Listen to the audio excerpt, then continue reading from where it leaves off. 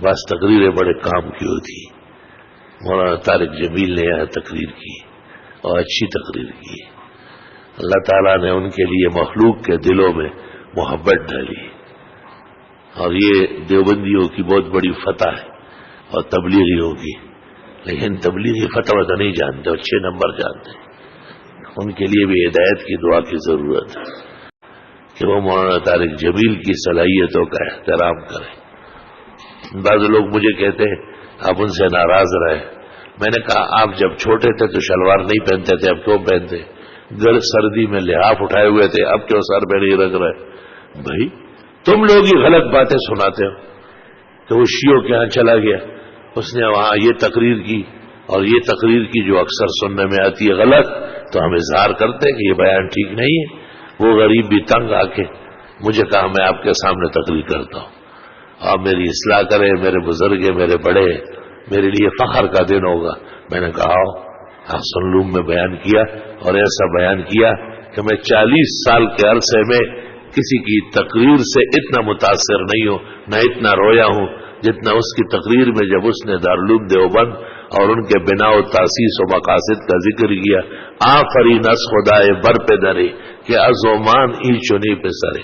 اللہ اسے سلامت رکھے اور اس کا گند گرج اور بہاروں پر ہو, اور حاسدین اور کینہ پرور لوگ اللہ انہیں ہدایت دے. لا الہ الا اللہ, لا الہ الا اللہ. یہ اقبال, ڈاکٹر اقبال جس کا آپ نام سنتے ہیں, ایک شاعر کی حیثیت سے اور مشرقی شاعر ہے, اور یہ عجیب عجیب اشعار ہیں اس کے. اور یہ کشمیر کمیٹی کا صدر تھا, اور کشمیر کمیٹی پوری کی پوری مرزائیوں کی تھی. کشمیر کمیٹی کا کام تھا کالجوں میں, یونیورسٹیوں میں طلباء کو مرزائیت پڑھانا, اور لڑکوں کو کہتے تھے وہ لونڈے کہ یہ مولویوں والا مذہب اسلام یہ تو بھونڈا مذہب ہے, پرانا گلا سڑا اختلافات والا, نیو برانڈ اور نیو کلچر کے لیے جو مذہب آیا ہے یہ تو مرزا صاحب کا ہے. اور وہ تو صحیح تھا کیونکہ وہ انگریزوں نے بنایا تھا, وہ تو بنایا تھا. حضرت اقدس امام الازہر مولانا انور شاہ صاحب دارالعلوم دیوبند کے شیخ الحدیث اور اپنے زمانے میں علی الاطلاق مسند ضمانت ہے, وہ بہت زیادہ فکر مند ہو گئے. وہ خود بھی کشمیر کے تھے. انہیں پتہ چل گیا کہ کشمیر میں ایک کمیٹی ہے نوجوانوں کی اور اس کا ہیڈ ڈاکٹر اقبال ہے, اور کشمیر کا جو مہاراجا ہے اس کی نظر اور اس کی نگرانی میں کمیٹی کام کر رہی ہے. تو آپ نے دارالعلوم دیوبند سے کشمیر کے مہاراجا کو خط لکھا اور اس کو مرزائیت کے کفر, ضلالت, بے دینی, تباہی, دروغ, جھوٹ, فریب سے آگاہ کیا. کشمیر کے مہاراجا نے شان ورشا کا خط ڈاکٹر اقبال کو دیا. ڈاکٹر اقبال نے خط پڑھا اور کہا خط تو کسی ایسے مولوی کا ہے کہ زمین پر دوسرا مولوی ایسا نہیں ہوگا. اور شاہ صاحب کو دیوبند خط لکھا کہ میرے چند اشکالات ہیں, اگر حضرت والا اس کے جوابات دے میں مرزائیت سے پیچھے ہٹ سکتا ہوں. ایک ہی خط نے کیسے دکھا چلا دیا. شاہ صاحب نے ان کو کہا کہ آپ کشمیر سے لاہور کے لیے روانہ ہو جائیں اور میں دیوبند سے لاہور آ رہا ہوں, لیکن روانہ ہوتے وقت محمد الرسول اللہ صلی اللہ علیہ وسلم کے ختم نبوت پر اپنا ایمان بحال کرے اور مرزے جیسے دجال و کذاب کا دامن چھوڑ دے, کیونکہ اگر درمیان میں کوئی موت آئی تو کہیں کافر نہ مرو. یہ بھی عجیب خط تھا. اقبال کہتے پہلے سے زیادہ مجھے اس نے جھنجھوڑا کہ اتنے بڑے عالم کو ذرہ برابر کٹ کبھی نہیں ہے اس کے کافر مطلق ہونے کا. اقبال لاہور آیا اور حضرت مولانا انور شاہ صاحب دیوبند کے ایک وفد کے ہمراہ لاہور پہنچے. گفتگو ہوئی, درمیان میں ڈاکٹر صاحب کے جو اشکالات تھے حضرت شاہ صاحب نے جوابات دے دیے, اور ڈاکٹر اقبال نے حضرت کے ہاتھ پر کلمہ پڑھا. آپ نے اس کا نکاح دہرایا اور دعائے خیر فرمائی. اقبال چلا گیا اور 2 گھنٹے بعد دوبارہ آیا اور شاہ صاحب اس وقت اندر کمرے میں آرام کر رہے تھے. اقبال اندر جانا چاہتا تھا. چودھری افضل حق نے کہا جو احرار کا صدر تھا کہ نہیں بس یہی بیٹھے آرام سے، شاہ صاحب کو تنگ ونگ نہیں کرو. لوگ سارے علماء حیران ہو گئے کہ شاہ صاحب اور ان کی تو بڑی بہترین بات چیت ہوئی. اس نے کلمہ پڑھا، توبہ کی، نکاح دوبارہ پڑھوایا گیا. اور چودھری افضل حق کہتے کہ اندر نہیں جانے دوں گا. جب لوگوں نے بہت اصرار کیا تو چودھری افضل حق نے کہا کہ میں جو کچھ کر رہا ہوں شاہ صاحب کے حکم پہ کر رہا ہوں. تو اقبال کی ایسی اصلاح ہو گئی تھی، اس نے کہا مجھے شاہ صاحب سے ملنے دے، اگر کوئی کمی باقی ہے اس کی پورا کرنے کے لیے تیار ہوں. مجھے انور شاہ کو مطمئن کر کے دنیا سے جانا ہے. شاہ صاحب کو ایک لمحہ ناراض نہیں ہونے دوں گا. شاہ صاحب نے اندر سے آواز دی کہ آنے دیں. اقبال نے کہا حضرت کچھ کمی رہ گئی؟ کہا کمی رہ گئی.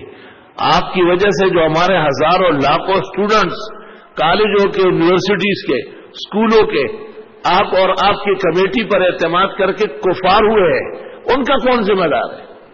اقبال نے کہا ابھی جا کے اس کو ٹھیک کرتا ہوں. وہ دوبارہ گیا اور اس نے اپنے توبہ نامے کا، مرزائیت چھوڑنے کا، اصلاح حال کا، مولانا انور شاہ صاحب کے ہاتھ پر تجدید ایمان و نکاح کا ایک پرچہ لکھا اور شاہ صاحب کو سنایا کہ یہ مضمون ٹھیک ہے. حضرت نے کہا یہ ٹھیک ہے. اور اس وقت جتنے اخبارات تھے، یومیے، روزنامچے، ہفتواریہ، سب کو دے دیا کہ یہ شائع کرو. اور جتنے اخبارات میں شائع ہوا ان کی کٹنگ لے کر کے آئے اور شاہ صاحب کو کہا کہ اتنے اخبارات نے آج شائع کیا، اتنے کل، اتنے ہفتہ بھر میں، اتنے مہینے میں. شاہ صاحب اندر سے اٹھ کے باہر آئے، ان کے ساتھ پلنگ پر بیٹھ گئے. اقبال نے کہا اس خوشی میں رات کو کھانا پکا سکتا ہوں کہ میرے میں. حضرت نے کہا جب آپ کہیں گے میں مہمان رہوں. آپ نے میری زندگی کی سب سے بڑی مشکل حل کی. میرا اس واقعہ سے مقصد یہ تھا کہ دیکھو جب ان کے بارے میں وہ احوال تھے تو حضرت کتنے پریشان تھے کہ کشمیر کے مہاراجا کو شکست خط لکھ رہے تھے. اور جب اب اقبال اللہ تعالیٰ نے ان کو مالا مال کیا اور نوازا تو شاہ صاحب کہتے جہاں آپ کہیں گے وہاں ساتھ جاؤں گا. جو عربی طلباء ہے، ایک فتاوی شائع ہوا ہے، فتاوی قادریہ، اس میں اس زمانے کے جمی احوال ہے. اور جو لوگ اردو دان طبقہ ہے اور وہ اس واقعے کو من و عن دیکھنا چاہتے ہیں وہ ایک کتاب کا نام نوٹ کر لے اور اس کا نام ہے مرزا غلام احمد قادیانی پر کفر کا فتویٰ سب سے پہلے علماء لدھیانہ نے لگایا. یہ کتاب کا نام ہے. کم درجے کا طالب علم تو یاد بھی نہیں کر سکتا. یعنی دارالعلوم دیوبند نے بعد میں تکفیر کی. اس کی وجہ یہ نہیں کہ لدھیانہ دیوبند سے بڑا علمی مرکز تھا. لدھیانہ اور قادیان ایسا جیسے دو محلے، جیسے گلستان جوہر اور گلشن اقبال. اور دیوبند ایسا جیسے کیماڑی یا منوڑا یا لانڈی. ان کے آمد و رفت کم تھی، وہاں مرزے کے بارے میں معلومات کم تھی. اور لدھیانہ اور قادیان بالکل بہن بھائی. ہندوستان کے نقشے والے خوب میری بات سمجھتے. اس لیے لدھیانہ کے علماء کو مرزا غلام احمد قادیانی کے دجل، کفر، لبس، کذب، دروغگوئی، کولمبیا اور صالحین و اسلامی تاریخ کے مسخ کرنے کا اور اس پر جھوٹ بولنے کا سب سے پہلے علماء لدھیانے کا منصب تھا. ان کی ذمہ داری تھی، وہ سمجھ گئے. اس وقت دو بڑے عالم تھے، مولانا محمد لدھیانوی اور مولانا اسماعیل لدھیانوی. السلام علیکم. جی دوستو، آپ نے دیکھا اور سنا شیخ مفتی ظہور علی خان رحمۃ اللہ علیہ کو کہ شیخ مفتی ظہور علی خان رحمۃ اللہ علیہ کیا بیان فرما رہے تھے.